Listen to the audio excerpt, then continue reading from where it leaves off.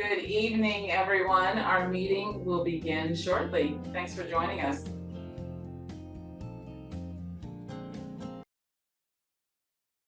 Good evening, everyone. We'll get started in just a moment. Thanks for joining us. We really do appreciate you being here this evening.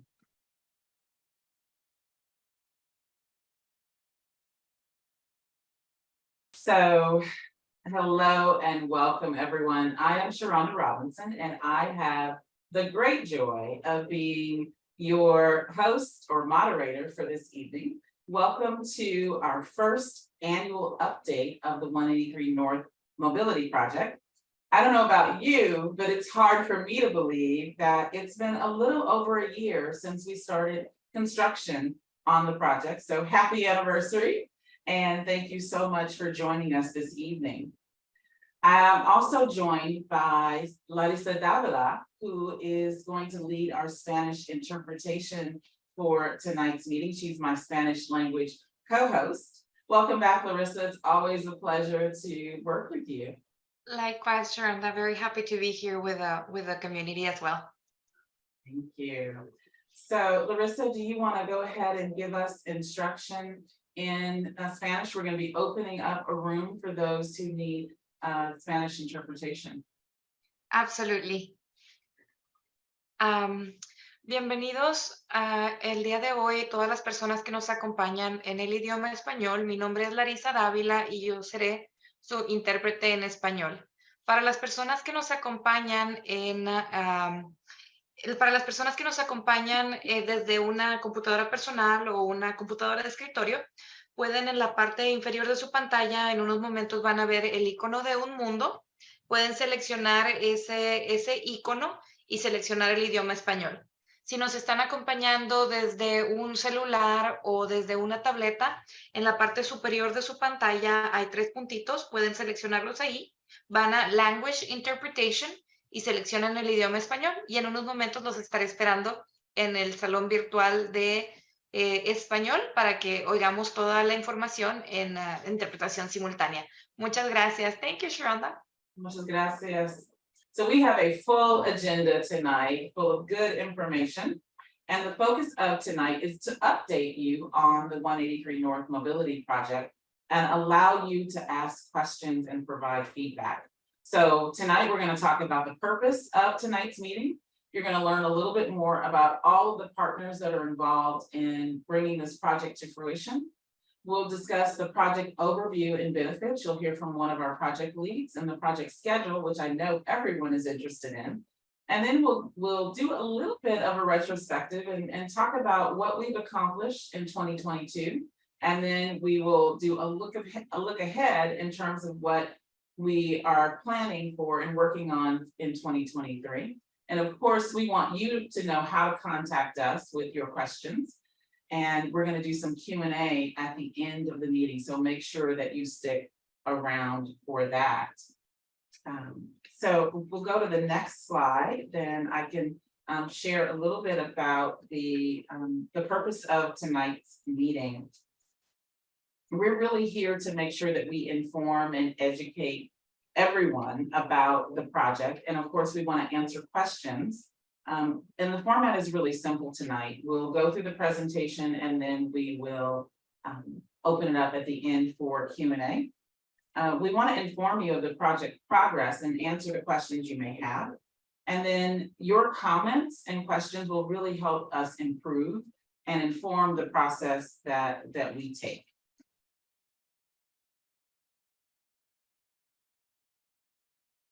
And so I just want to remind you that tonight's webinar is being recorded and everyone is on mute right now. We will give you an opportunity if you do want to ask a question live to unmute your microphone. But we really do want to make sure that you know that at the end of the meeting, we're going to go to the Q&A box. So if you look down at the bottom of your screen, you'll see a little Q&A box. You can write your question in there. We're going to be going through all of those questions. Or you can raise your hand during the Q&A portion of the meeting to speak. And if you're dialing in tonight, you can raise your hand. You can press *9 on your dial pad. So those are just a little bit of housekeeping for you in terms of tonight's meeting.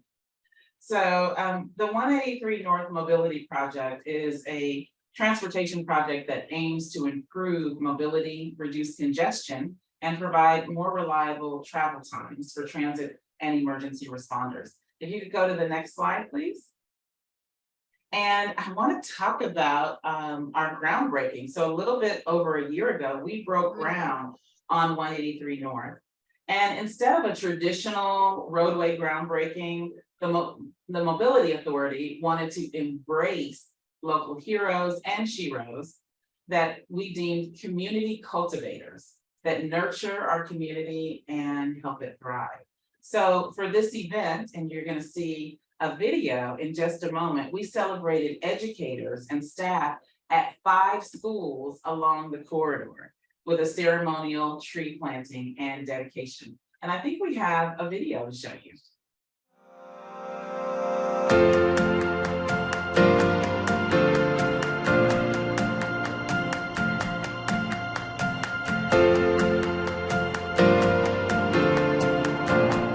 This project, to me, it's about bringing the community together. And so planting this tree for the educators, for the first responders, and watching that grow is kind of how this whole community is going to continue to grow. We're here to kick off the beginning of the 183 North Mobility Project, which is a very important project in Northwest Austin. We're really going to give people in this part of town, in this part of the 2 counties, options, different ways to get to where they want to go. I think it's going to have a huge impact on mobility and relief of congestion. So we're very, very excited about this project.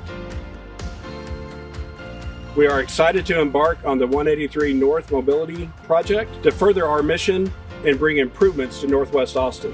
Instead of a traditional groundbreaking of 183 North Mobility Project, we wanted to do a ground building and plant trees to symbolize the role that these everyday heroes play in helping our community grow. We're here to honor this group of people with a vitally important role in our community. We're here to show our gratitude to the teachers and staff, people we call our community cultivators, who are the ones ensuring our community improves and thrives and our children grow.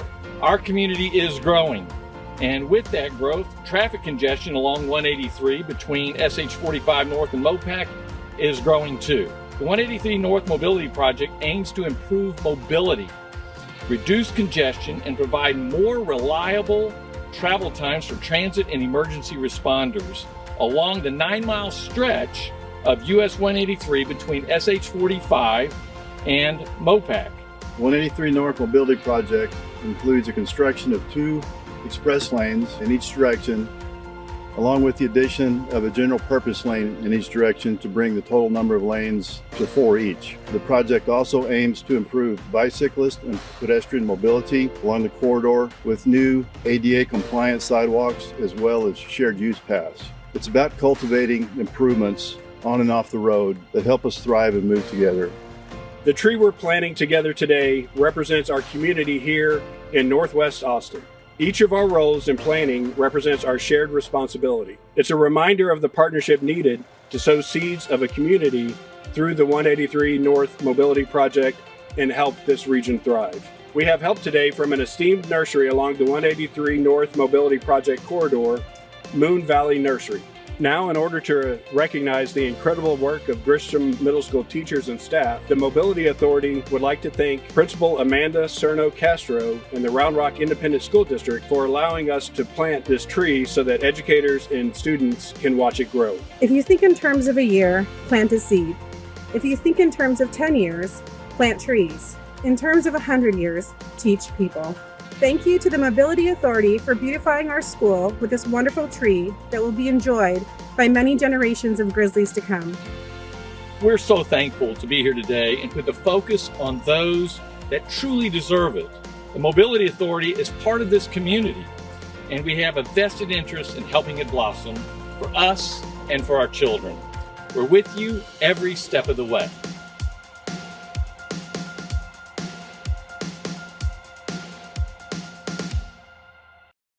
All right. Muy bien.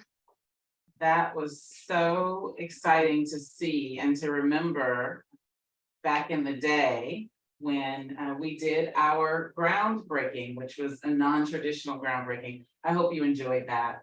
So now I want to share with you who our project partners are for this project. It takes a lot of folks, all focused on a single goal to improve mobility in our community in order to make the 183 North project a success. And so on our next slide, you'll see a screen full of logos. And I want to tell you a little bit about and just acknowledge all of the entities that are partnering to make sure that the 183 North Mobility Project is a success.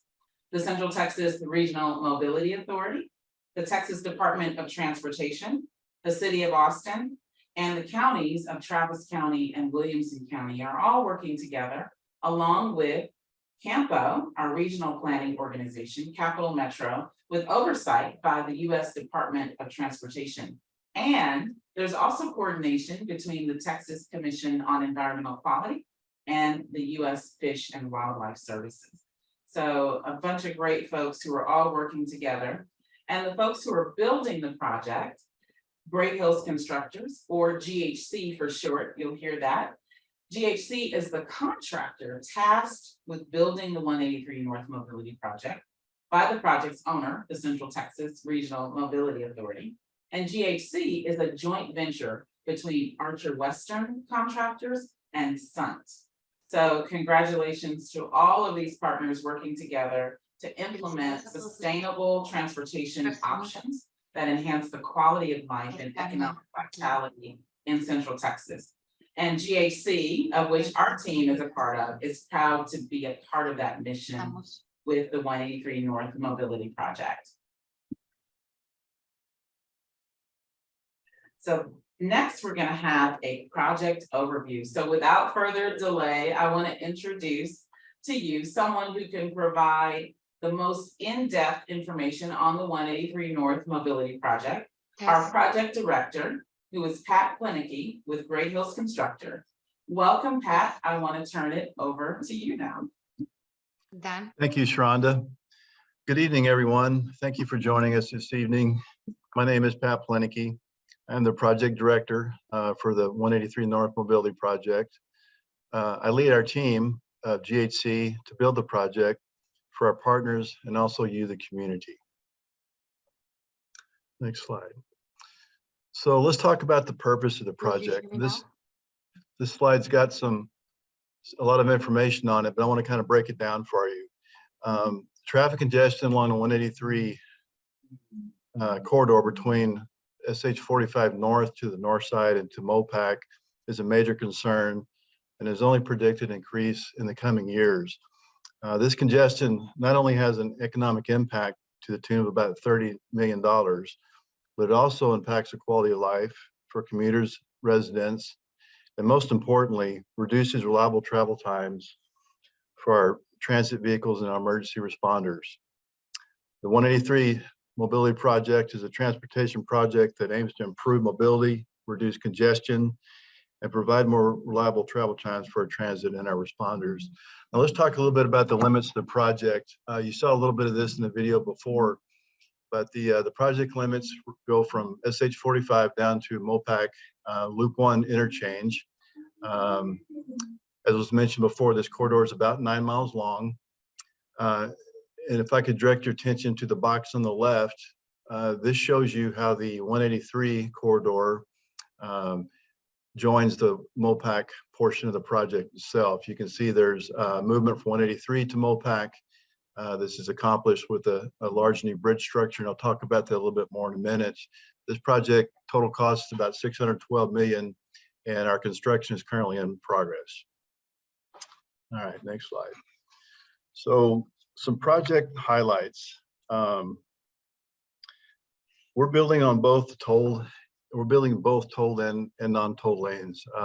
The project does include construction of 2 express lanes in each direction. This is in the center median, and also the addition of general purpose lanes on in each direction of 183. This is going to bring the number of non-toll lanes to 4 in each direction. We're also bringing multimodal improvements and enhanced safety to the project. This includes new shared use path connections, new sidewalks, new cross-street connections for bicycles and pedestrians, as well as enhanced traffic monitoring systems for improved traffic management and emergency response. We're also adding a significant number of new high-mast lighting along the corridor, and I'll talk about that a little bit more in a minute.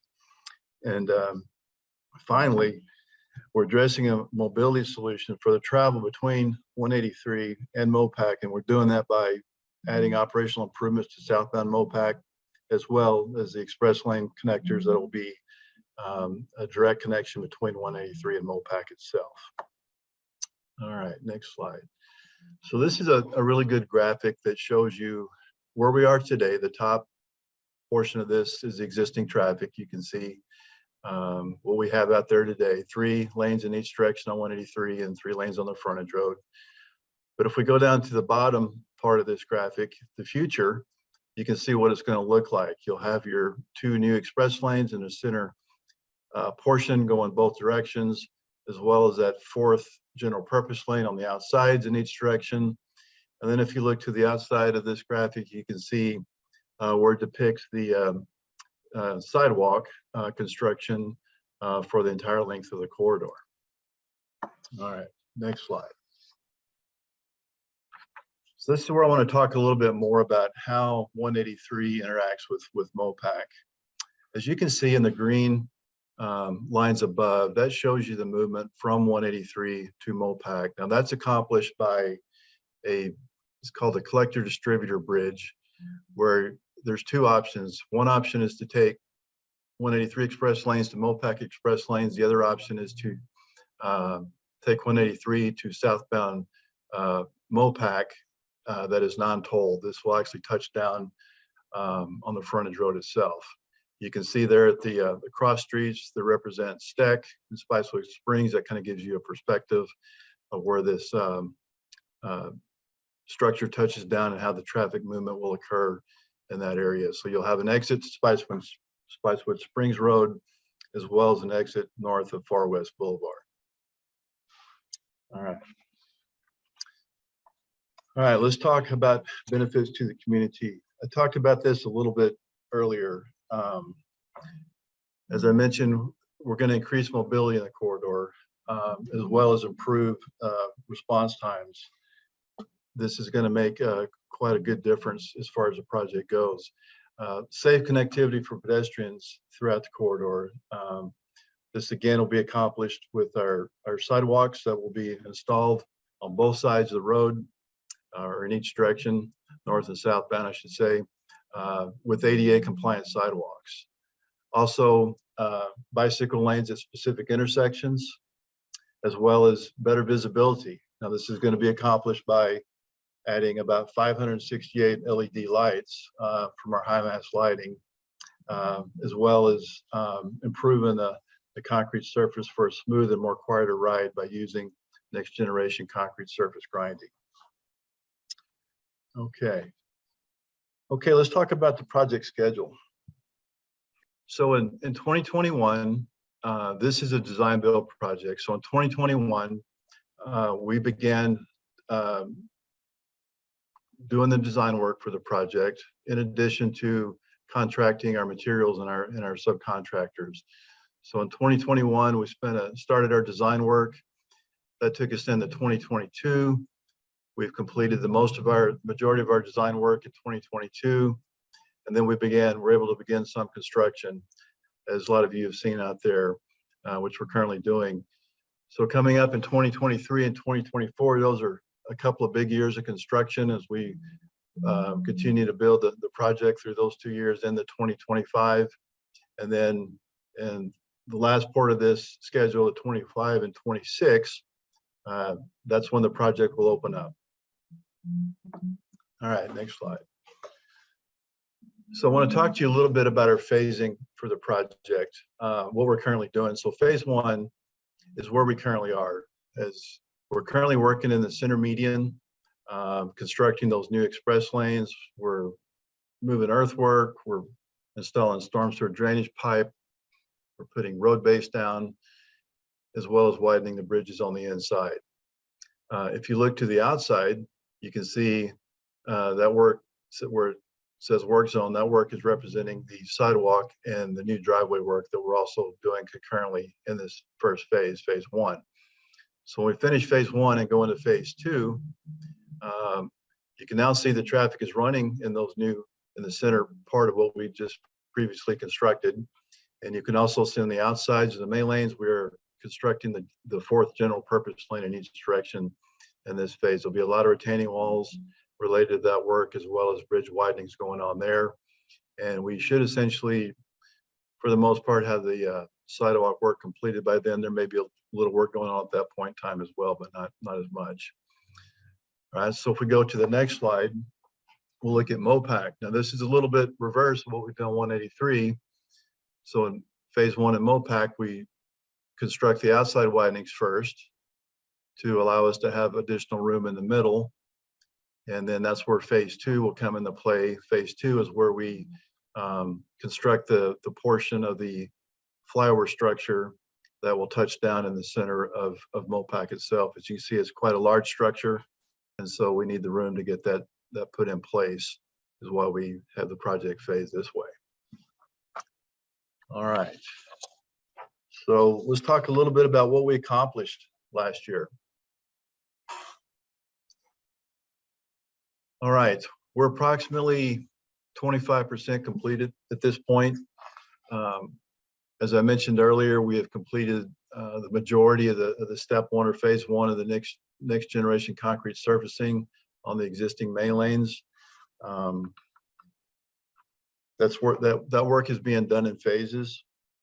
This avoids the need for major road closures to help minimize impact to drivers. What you see right now is a result of the grinding we did in the first step of the process. The next two phases of this work will be done more towards the end of the project, but we've got the initial phase essentially done. If we go to the next slide, I'll talk about time-lapse lighting here. We've got the majority of the new fixtures or poles and fixtures installed on the northbound side going along the 183 corridor. We're finishing up the remaining southbound as we speak. This will be going on over the next couple of months. So one thing I want to point out is to offset any limited residential impacts that may occur, our lighting design plan includes lighting shields. And these are installed on the lighting fixtures to really limit the effect of spillover light for the neighborhoods. So those will be put in place as we complete installing these fixtures, and should be provide some good safe lighting that's not a nuisance light. If we go to the next slide, I want to kind of highlight some of our work we've been doing on our sidewalks and driveways. In these photos, you can see on the right some completed sidewalk. Looks nice and neat there. Part of the challenges of working here is, many areas of the current sidewalk are in disrepair. We're going through and we're adding sidewalk where there's not any, and we're repairing or replacing or putting in repairs as needed to replace those areas. One very important thing we're doing as part of this, as these sidewalks come up to the driveways, we make sure that crossing at those driveways is ADA compliant. It's really important to get that achieved throughout the corridor, and that's why you see a lot of the driveways being worked on. One other thing I want to touch on the driveways, which is a little bit more of a challenge, is coordinating with the local businesses. We've had a large outreach effort coordinating with these businesses. We'll talk about that more here in just a little bit. But one thing we make sure we do before we go to work on someone's driveway is we communicate with the business owner. We talk to them about what we need to do. We work out with them how we're going to reconstruct the driveway. And above all, we take all steps to minimize disruption to their business. We know how important that is for them. Okay, next slide is a picture of our concrete batch plant. This will be producing our concrete paving for the project. This is a good environmental way of producing this concrete for the project. And then if we go to the next slide, I want to talk a little bit about our center median access. This is an approach we took to the project to allow our construction traffic access to the center median via the U-turns below. I know a lot of you have seen that going on out there. And the reason we chose to do this is this greatly reduces impacts to the traveling public up on the 183 main lanes. This avoids having to do lane closures of getting our construction materials and equipment in and out of the center median. It makes it a safer corridor for the traveling public and also a safer process for our construction crews as well. So far, this is working, I would say, very good. Next area I want to talk about is our new bridge widening work. This is widening to the inside along each of the intersections. You're seeing pictures from new drill shaft foundations. Those will be followed by columns and caps, and then later bridge beams and a new deck for each one of these widening areas up and down the corridor itself. Okay, I would like to now hand this back to Sharonda. Thank y'all. Well, thank you so much, Pat, for that very thorough update. And I don't know if you noticed while you were speaking, we had a lot of questions come in. And so we're going to get to those questions in just a few minutes. But we want to talk a little bit about outreach. Pat mentioned that there's a lot of outreach happening related to the businesses along the corridor and the impacts that we're making on the businesses along the corridor as well as the broader community. So we want to let you know the activities that have been underway in terms of outreach in 2022. And to help us with that is Nicole Heisel. She is an outreach coordinator for our project, and she has been pounding the pavement over almost the past year now to make sure that you know what is happening. And Nicole is going to walk us through some of the activities that happened in 2022. Welcome, Nicole. Thanks for joining. Thank you, Sharonda. The Mobility Authority and GHC are committed to being a partner in the community and working proactively with commuters and local residents through the construction process and beyond. During the first year of construction, the project team engaged in collaborative communication efforts to keep you informed. We responded promptly to public questions and issues and always will. We will continue to do that throughout the duration of the project.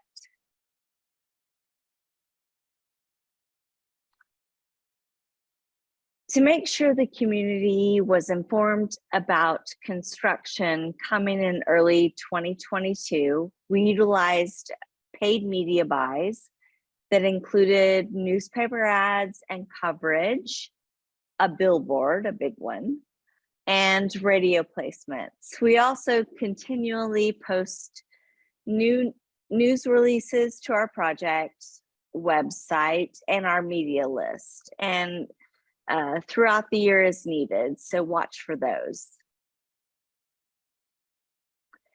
We had an active presence, believe it or not, with social media and by updating the project's website, 183north.com. Other things we did included, we sent emails about weekly lane closures, tweets on our channels at 183north.com, our Twitter channel, and post on the Mobility Authority Facebook page and Instagram pages. In addition, we publish a quarterly newsletter. The project team also aims to support local neighborhoods and community groups by attending local events and hosting our own events to give back to the public and thank them for their patience during construction. Some of the things we did in 2022 include holding informational tables at the farmers market, providing Amy's ice cream to Austin Aquarium patrons, and hosting a family-friendly event with a safety theme and free snow cones at a local park along the corridor. additional efforts centered around attendance at local homeowners association and neighborhood association meetings. We prioritize communication with our local business community who may be affected by the driveway work Pat mentioned earlier. We held one-on-one visits with businesses that reached out to inform them of construction activities. We provided free, we're open for business signs to let customers know they can still access the businesses while driveway work is being constructed. Community cultivators. As mentioned briefly in relation to our project groundbreaking and as part of our commitment to the community, we developed a community cultivators initiative honoring the community's everyday heroes, being teachers, medical professionals, emergency responders. We've continued those efforts since the groundbreaking by doing these things, for instance, as providing hamburgers to the firemen who had to work Memorial Day holiday, volunteering at a navigation center for people experiencing homelessness, and donating pies to the healthcare workers who were having to work along the Thanksgiving holiday. And I'll give it back to Sharonda. Thank you, guys. Right, thank you. There's a lot going on. I wish I would have gotten one of those pies. Those looked good. Thanks, Nicole. Well, we had fun getting to know each of you along the corridor, as Nicole pointed out, in true Austin style. And we even want to make construction projects fun. That really is what it's about. But more importantly, keep you informed and updated. And we want to hear from you. So many of our same outreach activities and construction activities continue in 2023 and beyond that we did in 2022. But we want to take just a closer look at some of the specifics in 2023 that we have planned. And so I'm going to ask Pat to come back and discuss the construction activities first. Pat?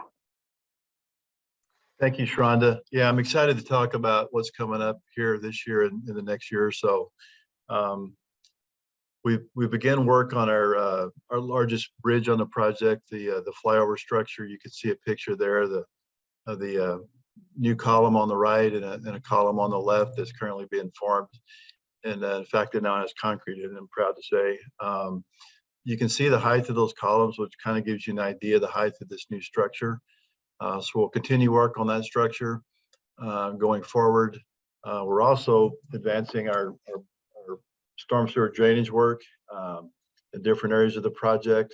All of our work pretty much begins with establishing the storm sewer drainage first and then coming up from there.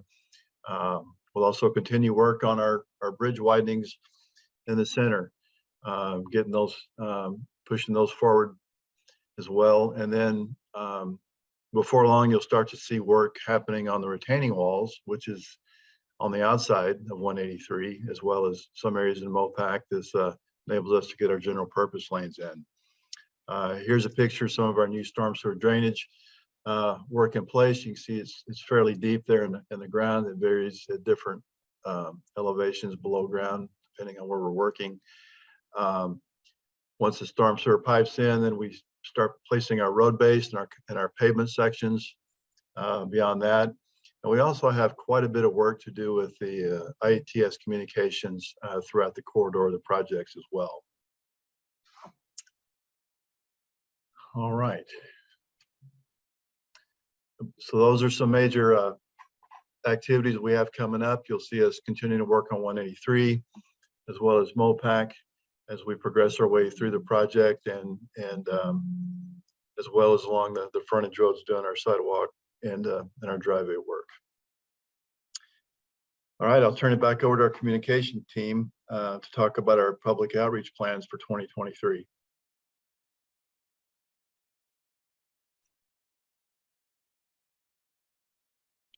Thanks, Pat.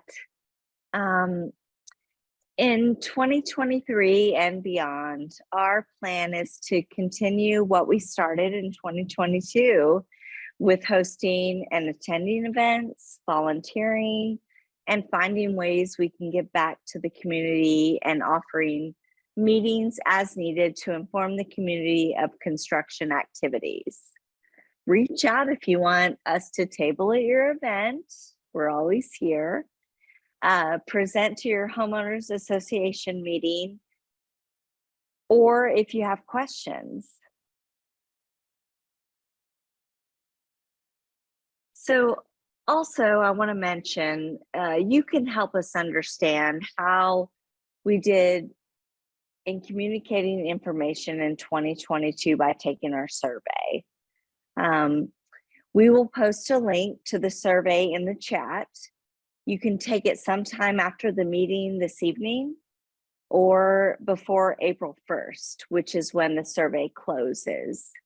It only takes 5 minutes to complete, and your answers will help us improve and continue to improve and our efforts to be a good neighbor. You can also access the service link on our website. Don't forget, 183north.com. And now I'll give it back to Sharonda. Thank you. Lots of exciting activities planned for this year as well, and put me on the list to receive a pie, please. Here are all the ways you can stay informed on the 183 North project. You can learn more by going to our website, 183north.com. And Nicole mentioned that we are on social media, so there are updates that you can get there at 183 North on Twitter. And if you have a question, you can call our information line or a concern.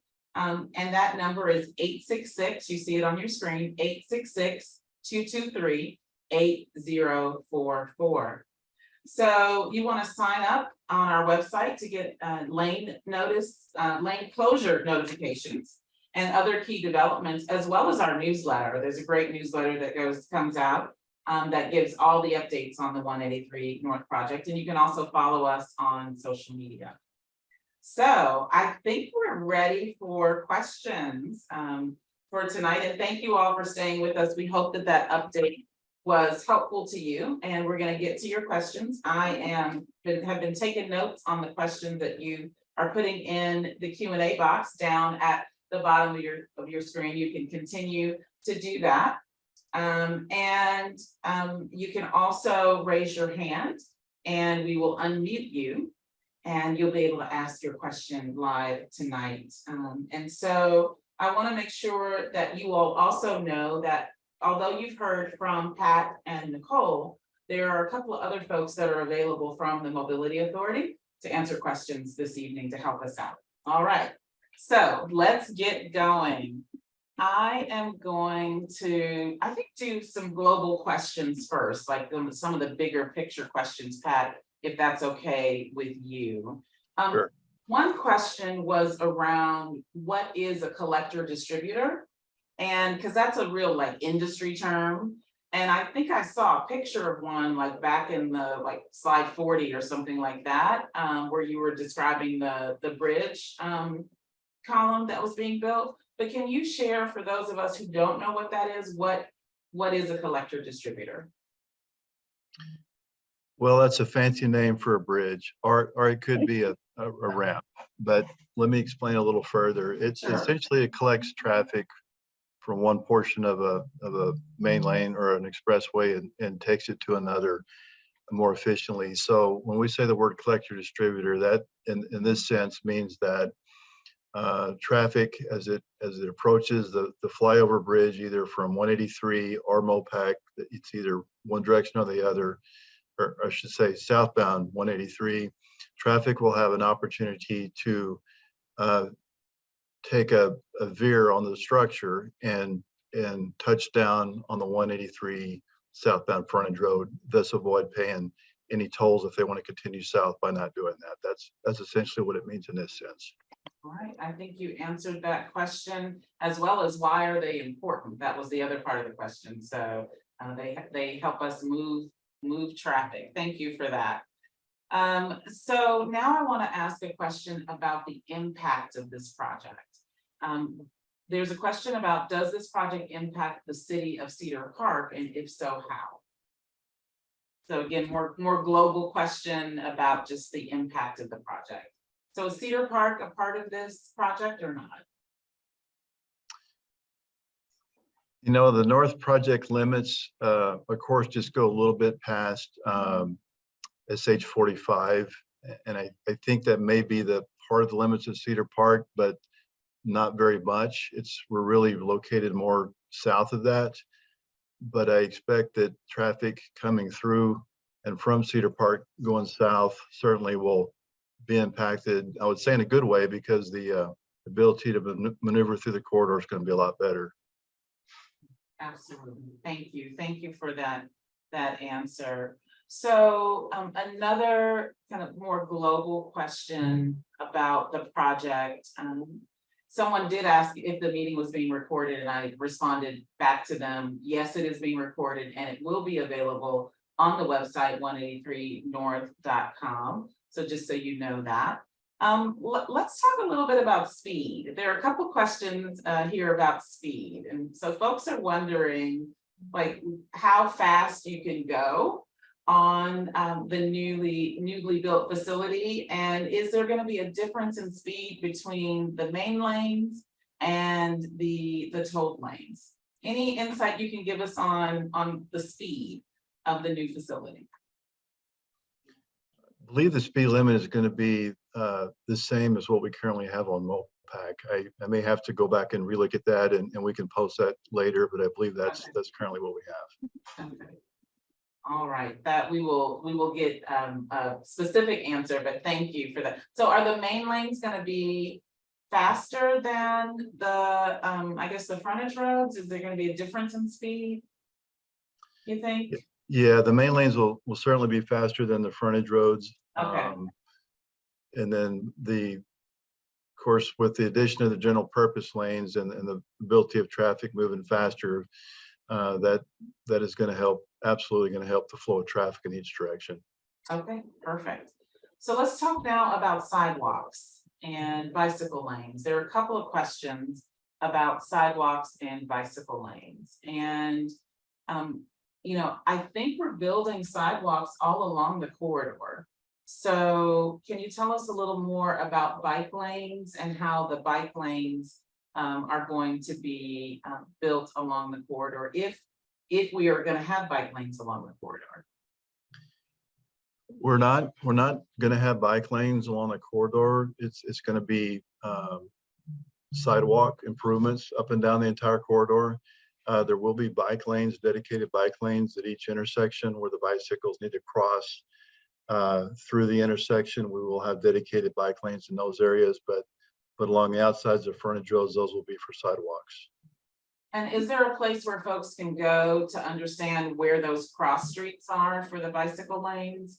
Do we have a map of that ready for folks, or is that maybe something we need to create? Or can you rattle them off, Pat? Which intersections? Yeah, I don't recall all of them off Okay. the top of my head, but we do, I think, in our graphics on our website. I believe there's some areas that designate that. If not, we can look at doing something like that. Okay, so more to come on that, but yes, there are bicycle lanes at the cross streets and sidewalk all along the corridor. All right, perfect. So I'm gonna try to make sure I understand this question. This is being asked by Scott Sims. How long should 300 yards of sidewalk take to build, i.e. closing the far right lane and opening it back up? So how long does it take to build the 300 yards of sidewalk? I don't know why it's the 300-yard number, but I think that's something specific. Yeah, there must be some significance, and you're gonna hate my answer because I'm gonna have to say it depends. And the reason I'm qualifying it is that depending on exactly where you are on the project doing sidewalk work, there's existing utilities there that have to be taken care of. There's removal of the existing sidewalks in some cases, or grading for the new sidewalks. Sometimes there's some short retaining walls depending on the slope. There's just different features almost literally every, call it 300 yards, if you will, or less. And so it varies. Some cases go a lot quicker where there's not utilities or much utility work to do, and it's just grading and placing concrete. Those go much quicker. Some of them are slower just due to the different features that are there to contend with. Thank you, Pat, for that answer. And Scott, if you need a follow-up on that or want to give us a little bit more information, you can go ahead and put your email in the Q&A box along with your question again, and we will make sure that we follow up on that specifically if we didn't answer your question tonight. All right. All right, so those are some more global questions. One more, I think, global question, and this is about lighting, Pat. You shared the photograph of the high mast lighting going in. And this question is from Patrick O'Rourke, who's asking, when will the new lighting be turned on in 2023? That's a good question. We are at the tail end of getting that work installed. We've got a handful of high mast lights to do on the southbound portion of the 183 main lanes. And we're currently doing our final conduit installation and conductor wire installation to get those services hooked up to permanent power. In the next couple of months, we should have all those lights burning up on both sides of the corridor. Thank you. All right, so this next set of questions, Pat, I think is gonna dig a little deeper into like how the project has been designed and is being constructed in terms of how the roadway interacts with other Loop 1, other roadways in the area. Okay. So this is from Scott Sims. He's saying, did you say that the southbound lane of 183 main lanes will not connect directly to the southbound of Loop 1, but instead will connect to the feeder north of Steck? So what's the connection point between 183 South to Loop 1, and where does that connect, I think is the question. Yeah, let me try to clarify my earlier answer. Sure. If I can. The new flyover bridge begins in the center median of 183, just a little bit south of where State Highway 360 crosses 183. Traffic will have the option of taking that flyover to go to Mopac. Some traffic can continue, call it essentially straight, and go to the southbound Mopac express lanes. So 183 southbound express lane to Mopac South express lane. And traffic will also have a decision to make. If they don't want to take 183 southbound express lanes, they can peel off. The structure actually curves away, splits, and that traffic will then, if they don't want to take the express lanes, they can take the southbound movement to the frontage road on Mopac, southbound frontage road. So they have a choice. You can either take the express lane, or you can peel off and choose to hit the southbound frontage road there on Mopac. Right. And this question, thank you for that answer. This question, I think, merges like technology and the construction of the facility. And it's about, I think, self-driving cars. And this is from Wendy Mueller, who's asking, does any of the design help prepare the roads for what self-driving cars will need in the future? Interesting question. I hate to say that's a little out of my wheelhouse. I don't really know, to be honest. I'm sorry. It's a great question. Something that I think we'll have to investigate and figure out and get a response back. Thank you for that question, though, Wendy. You're ahead of us a little bit tonight. All right, so going back to like the construction of the roadway, there's a question about the Duval entrance ramp. And is there going to be improvement on that ramp as part of this project? Yes, that is one of the key improvements we do make on the project. As some of you know, that ramp movement there currently is really short, and it's hard to get traffic on and off in that short section. What we're going to do is make that merge movement or that merge distance much longer, and it's going to allow traffic to much more efficiently be able to merge onto the main lane there at that part. Right now it's pretty difficult. So that's one of the great benefits of this project, that it helps that movement and that issue right there quite a bit. Right. And kind of staying on the north end of the project, this is a question about the interchange and exits that are provided on the north end of the project, such as 45 and Anderson Mill. This is about where the toll ramps on and off ramps exits will exist there. So any insight you can give us on the north end of the project where those ramps on off ramps for tolling will exist? We don't do any new work on those existing ramps. They all stay the same up there in that area. All right, thank you for that. And such great questions. I skipped over a lighting question. So can we go back to lighting for just a moment? If that's okay, Pat? Sure. So you mentioned that there are going to be shields that help support lighting not being thrown into communities or neighborhoods. Will the shields mean that there's no additional lighting in the neighborhoods, or is it not too obnoxious? Is it for the airport or for the neighborhoods, the shields? So yeah, which direction? Yeah, no, that's a good question. Yeah. Let me start with the shields are for the neighborhoods. This is to avoid light spilling over into the neighborhoods and instead focus that light out on the corridor where it needs to be. I know our designers did their homework as it relates to the requirements of high mast lighting within the proximity of the airport, and that's not an issue. Alrighty. So you're doing great, Pat. I think I have a question for Nicole about one of the outreaching. Pat, don't worry, we're going to come back to you. Just give you just a little bit of a break here. Nicole, you were talking about all the great outreach activity that's happening on the corridor, and there's a specific question about using the radio stations to educate folks about the project. So is radio one of the channels that we're using for communication and engagement? Not as of yet. We're using our social platforms, which, like you mentioned earlier, our Twitter account, our Instagram account, our Facebook, which is under, if you want to follow us on Facebook, it's under Central Texas Mobility Authority, and they'll post our events that we're having. But as of yet, we're not doing radio, but Twitter is the most real time. We update in real time on Twitter.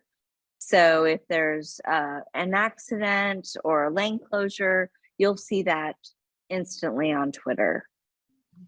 All right, thank you. And you might want to stick around for just another moment, and I'll cover some more of the communications questions that are popping in here. Thank you so much, everyone, for your questions. The maps that are in the slide deck from tonight's meeting, will they be published? I don't see these maps on 183north.com. So Nicole, you want to let us know, and that came from Dan Kleber, I believe. I don't know if I pronounced that right, Dan, forgive me. But the tonight's presentation, will it be available online for folks? It will. This recording, obviously, of this meeting will be available online. And if you'd like specific graphics to see, our construction plans, we'd be happy to send those to you. Just reach out to us on 183north.com. On the far right, there's a contact icon, and you can put in your information and we'll get back to you within a week. Yes, thank you so much for that. You're welcome. All right, you ready, Pat? Back to you. Okay, all right. So a couple of more questions. I want to go to, there are a couple of questions about right-of-way and land availability. And so I want to ask you some of those questions. So one question is around, were any homes or businesses taken as a result of the new roadway project? No, there wasn't. This project utilizes all the existing right of way within the corridor. So we stayed inside of all that. So no homes or businesses have been taken for this project. Okay. And a similar question about like when we're widening the sidewalks, right? Where does that land come from to widen the sidewalks? Well, there's a narrow strip of right of way out there. It's generally identified by the electric poles up and down there. So we fit the sidewalks within that narrow piece of ground that's left over between the sidewalk and the right of way. So everything fits in the right of way. It's a pretty skinny spot to work, but that's what we have. That's the area we have to work in. Yeah. And one more widening question, and this one is about the driveways. Are the driveways being widened also? Not typically. In some cases, we go slightly further into the right of way based on agreement with the property owner. And really the primary reason for that is I talked earlier about making all the sidewalk crossings at the driveways ADA compliant. In some cases, the existing driveways are too steep to meet that requirement. And so we have to therefore reduce the slope of the existing driveway or make it a new driveway basically. And so they may get a little bit longer, but they generally don't get any wider. All right, we have a lot more questions left here, and I do want to make sure that we get to as many folks as we can this evening. So I want to thank you so much for being here and for your patience. I want to ask my team, because someone is saying that they emailed a question to us, and are we going to read them soon? And if someone could put that in the chat for me or ping with that question, I'd love to be able to try to get that in. I don't have access to my email right now, but as soon as hopefully my team can help me with that. All right. So let's see. Let's talk about U-turn lanes. So this is about construction that's happening right now. And the question is, how long will the U-turn lanes be closed? Well, the current U-turn lane that would really refer to is the one up at 620 on the north end. That's again to facilitate getting the materials in and out of the center median. The other two U-turn areas that are affected, one at Oak Knoll, I should say, at Oak Knoll as well as Great Hills. We've got those signalized so that construction traffic can merge with the traveling public via traffic signals. There are times where those lights do turn red on the U-turn lanes, which is kind of a new thing, but they're not closed, they stay open, and that will stay in place until we get that center median portion, which I talked about earlier, which we call phase one. When we get that built, then we don't need those anymore, and we fill that gap back in and we open everything back up the way it was. All right, okay. And I did get an update. I have not been checking my phone, but my team let me know. Someone asked earlier about radio and use of radio. And it looks like we are using radio to educate folks and let folks know about what's going on with the project. And so Case FM, KHFI FM, KPEZ, KBET, KUT, and KUTZ. So if you're listening in to any of those radio stations, those are some of the ones that we are keeping our community informed on. So thank you. Thank you for that question. Now, I think I'm gonna ask some of the folks from the Mobility Authority to jump in here as well. Pat, you're doing a great job. And we appreciate you hanging in here with us and getting really good information out to our community. There's some questions around future construction. And I wanted to see if we could get a rep from the Mobility Authority to pop up on my screen, and I can ask them that question about funding for future work and the oh, I lost it. Where did it go? I typed an answer in already for you, so Oh, is that okay? So did you move it out of the way? Is that what happened? I think it automatically moves it to Oh. answer. I didn't know it was doing that. I was just trying to answer some of the That's questions. okay, that's okay. All right, so this is a question I'd like to understand about the further expansion of 183 North and 29, from 29 to the county border till 138. Is the project approved, budgeted? Is the land procured for the right of way? And thank you. And who you're seeing now is Mike Sexton, who is the acting engineer at the Mobility Authority. So I'm going to add you to the screen. All right, Mike, can you answer for everyone? Sure, not a problem. So that's a project that Williamson County is currently studying to expand and convert. I'll say really just expand 183 to a wider section from the current limits of our 183A Phase 3 project, which is a different project than the one we're talking about today. But that further extension is being studied by Williamson County right now. And if it turns into something that we're going to explore as the RMA, we'll get with the county in the future to talk about that potential. Thank you. Yes, thank you so much, Mike. I appreciate you being here and helping us answer that question. And I think that was the only one, and unless you answered another one for me. I answered several in there just that were, and I know I'm throwing you off, but there were some that were just technical questions that I thought some small answers could address. That's okay. Well, as long as everyone gets what they need tonight, that's what's important. But no, thank you so much for your help. Someone's asking about the attendee count of the meeting, and I would love for someone from my team to give me that information, and we can keep moving. We'll get that to you. Let's see. So we have a question about noise, and I know that folks who are living along the corridor are really concerned about the noise. So this is a question: will nearby residents have to deal with the noise of construction and the traffic of the corridor once built? If so, how do you all plan to accommodate them? Welcome back, Pat. Okay, thank you. Yeah, let me try to answer that. Our construction equipment does create some noise. That's a fact. We try to minimize it.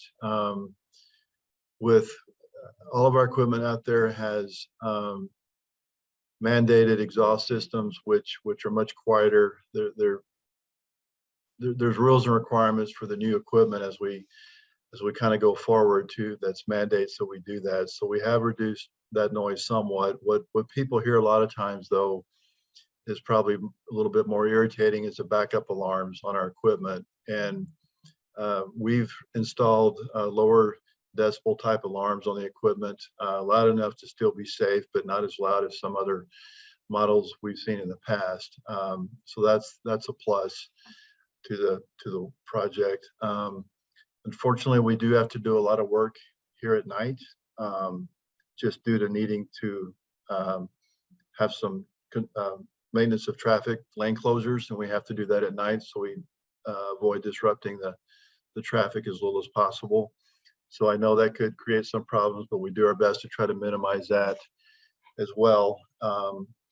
One benefit to the project I talked about a little bit earlier from a pavement and a road noise standpoint is the RMA has mandated next generation concrete surface grinding on this project, and that's a fancy way of saying we'll grind the pavement in a manner that makes it very smooth, and will also reduce noise as well. And that'll be a benefit to the project as well. Thank you for that answer. And we have some comments from folks who live and work and drive along the corridor about working with 311, which is a non-emergency number for the city of Austin, to make calls regarding people who are living unsheltered along the construction area. And the question is, why are the homeless not removed from all affected construction areas etc. And with the intention of course, maintaining a safe work environment for everyone. So I don't know, Pat, if that is something that this project necessarily has control over, but working with the city is something that we're doing, correct? Related to the unsheltered population? Yes, you're exactly right, Sharonda. We do work very closely with Austin Police to help us with this issue. It is a situation and an issue in several directions, but you know, we've had some assistance relocating folks there from the bridge areas, and then we've been able to get some work accomplished along those lines. Unfortunately, sometimes those folks do end up coming back, and so we repeat the process. We're very, you know, cognizant of their situation, but we are absolutely required to make sure we work in a safe environment. We don't want to put them at risk as part of our construction goes on. So it's a bit of a challenge at times, but that's how we work our way through it. Thank you for that. So just a few more questions, and you guys can keep giving them to us. We have scheduled our time to be with you until 7:30 this evening. And so we really do want to make sure we're available to answer all the questions and comments and concerns that you have about the 183 North Mobility Project. I also want to remind you that we have a survey that is live. The link is in the chat right now, and that survey will be open until April 1st. And the purpose of the survey is for you to give us feedback on how well we did in the last year, and we will use that input and the kinds of things that we could be doing differently or better. I'm seeing comments about advertising on the radio and making sure folks know what's going on through that channel. That kind of information really helps us to be able to serve you better. So if you would complete the survey on or before April 1st and give us your feedback and your insight and comments, we would greatly appreciate that. And that link is in the chat for you. Okay, so let us talk a little bit about, let's go back to sidewalks. So this question is asking us to go into more detail about how we're improving sidewalks and why was this needed?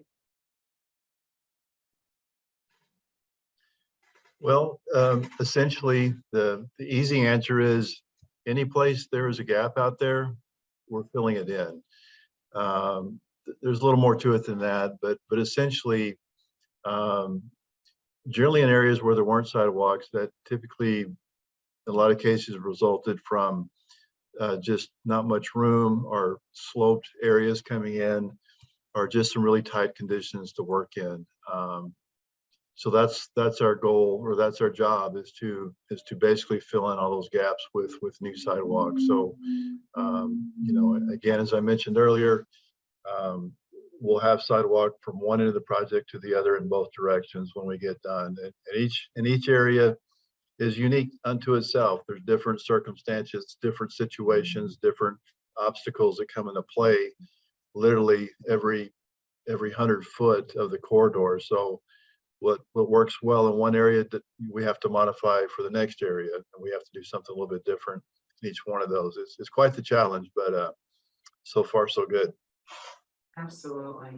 And I do see a couple of questions about tolling, and so I'm going to invite the folks from the Mobility Authority to join us again to help us answer these questions. Before I get to that, however, I do want to highlight the question about the bike lanes. And I think we said earlier that there aren't bike lanes along 183 North, but they're at cross streets, correct? Did I hear that correctly? Okay, so then this question is about how many lanes of traffic will a cyclist need to pass? And this is a specific area from Pond Springs to Jollyville. And is that a reasonable amount? So how many lanes of traffic will a cyclist need to pass to get from Pond Springs to Jollyville? I don't know if you can call that off the top of your head, Pat. And is that a reasonable amount? I guess they're asking for a professional opinion there. Well, I think if I understand the question correctly, they'll be crossing 3 lanes of frontage road on one side and 3 lanes of frontage road on the other side, if that's the way I understand the question. Thank you for that. Let me add to that. I think Okay, hold on, Pat. Mike, let's get you spotlighted so that everybody can see you. Okay, go ahead. sure, and it's probably a horrible way to reference it, but on our website, we have a resource with the regional maps for shared use paths. This project is connecting some existing City of Austin shared use paths. And at Pond Springs, that's one of them. They have a path that runs along 183 up close to McNeil, but stops before that. And our shared use path that Pat and team are building will be connecting that to the path that runs along Pond Springs, and where it comes back near Anderson Mill, Pat's project takes up that and continues that project northwards there to connect it to some other existing City of Austin paths near Lake Creek Parkway. So this project's really filling those gaps, as Pat mentioned, and connecting some existing shared use paths that the city has in place. And shared use paths, in this case, is for pedestrians and bicyclists. So we are providing that connectivity as part of this project.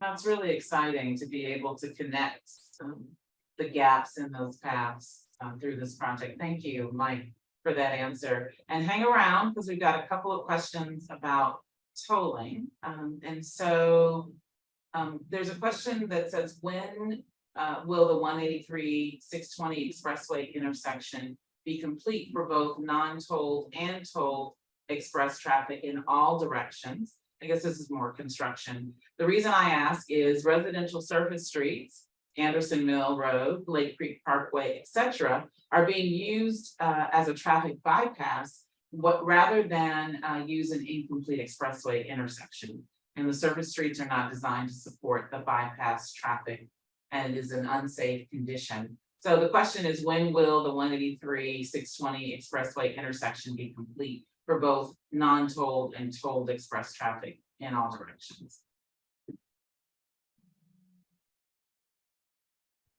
Sorry, I was muted. If I think I understand the question correctly, they're asking if the tolled lanes will include a 45 component going to the west towards 620, heading towards Lakeway. And there, in the original environmental document, there was some direct connectors as part of that environmental document that were cleared, that just weren't financially feasible yet at the project funding time. So we continue to look at those and look where funding may come available to help build them. But right now, they aren't feasible, and the landing area just west of Lakeline Mall is very congested. TxDOT's doing a study right now on 620 itself. And you could reach out to TxDOT to get some clarity on that, but they're doing a study on that area to look at potential improvements to 620, that once that work's completed, there may be some opportunities to help to expand the express lanes or the tolled connectors in those locations. But right now, there's no additional plans to extend the corridor in that way. And so there's another question that was about, is there an untolled option to get onto Mopac South? Yeah, and I was trying to answer that one. I think the easiest answer is not directly from the tolled express lane. If you wanted to go southbound on 183 express lanes, there's an exit point north of the intersection, so to speak, that you would leave the express lanes and get onto the 183 southbound general purpose lanes, the existing lanes that are there today. And then you would use the existing direct connector and access the Mopac general purpose lanes. But if you're in the express lanes and you're continuing south, the intent of this project is to provide that direct linkage to the Mopac express lanes. There is the early exit that Pat was referring to, the collector distributor, that will let you exit the express lanes, not enter the Mopac express lanes, but it takes you to the frontage road. It lets you bypass, I believe, Steck. Is that correct, Pat? I can't remember off the top of my head, but you're correct, Mike. so you will get further south on MOPAC, and the way we came around with that as a solution was we looked at potential destination locations for people coming down 183, and the hot spot was the Steck area. So people want to get into that general area, and then they were trying to get to downtown using the express lanes when we did our origin destination look at this project. So that's how we came up with that as a choice. Thank you. And sticking with the topic of tolling, one more question about tolling. And I do want to let folks know that if you have a question and you can hit the raise your hand button and we can call on you, as well as putting your questions in the Q&A. We've got about 10 more minutes for Q&A in tonight's meeting. So another question, and I don't know, Mike, if you want to answer this or if someone else from the Mobility Authority wants to join us. Will the express lanes be a set cost or will they be a fluctuating cost? And so will the express lanes be set, I guess, at a one price point, or will the price fluctuate based on use or something else? So they'll operate similarly to the MOPAC express lane. So there'll be a base price rate, and then they will go up from there based on the demands on the corridor, much like the MOPAC express lanes do today. So they are dynamic, as we call them, pricing, and the intent there is to maintain traffic flow so that people will have that reliable travel time, and driving from Cedar Park area all the way to downtown, they'll have that more reliable travel time and more consistent speed through the corridor. Thank you so much, Mike, for jumping in to help us answer questions. And I'll just give a moment for folks to give us any last minute questions that have come up for you, and just remind you again of the survey that is available. Amy Mock says, thank you, Sharonda and others, for an informative meeting. Do you have some images of the finished product for us to distribute to families of the Asian American Cultural Center? Something excited to anticipate, or something that would be exciting to anticipate. It will help ease the stress when things get a little messy. Thanks. That's a great question. Do we have a rendering of what the facility looks like when it's completed? I do not believe we have a rendering of the entire facility now. All right. Well, it looks like there is an question about that, and I'm sure our communications folks are taking notes, Amy, to figure out how we might get something like that for not only the folks at the Asian American Cultural Center, which is right along the corridor, but also the broader community. Yeah, I was just gonna pop. Go ahead. There's Sylvia. Sylvia, Hi. introduce yourself, Sylvia Shelton. Hi, I'm Sylvia Shelton. I'm the Assistant Director of Communications at the Central Texas Regional Mobility Authority. We don't have a rendering of the finished product yet, but we are working on some pieces of collateral that will show the final configuration. So whenever those are completed, we will post them on the website for everyone to enjoy. Right, thank you for that. Good to see you. Thanks for joining. All righty. And there's still some questions coming in. Thank you all so much for that. Let's see.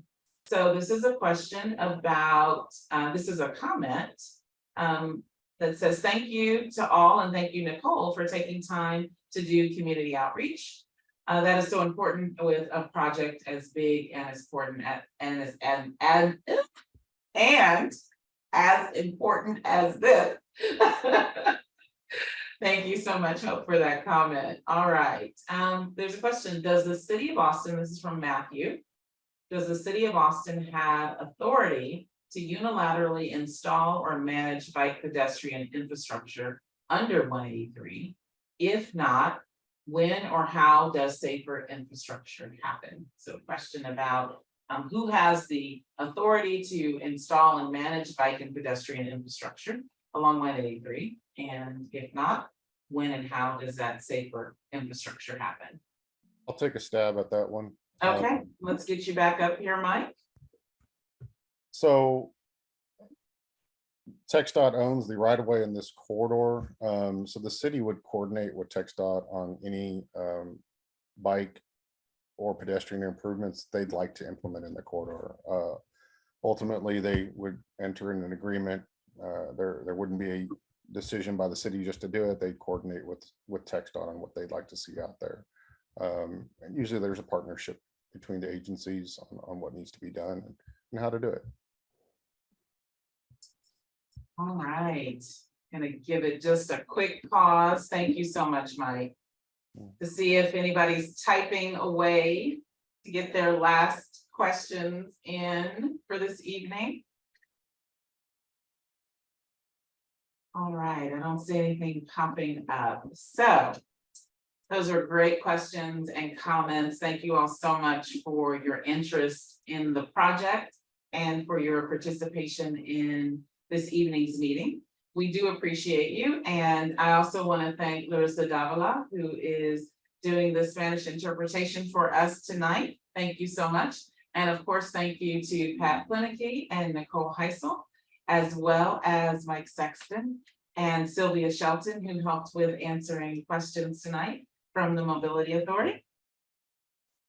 Again, I am Sharonda Robinson, and it has been such a joy to be with you this evening. It's been my pleasure to moderate and host. Stay safe and stay informed, and we will see you soon. Good night.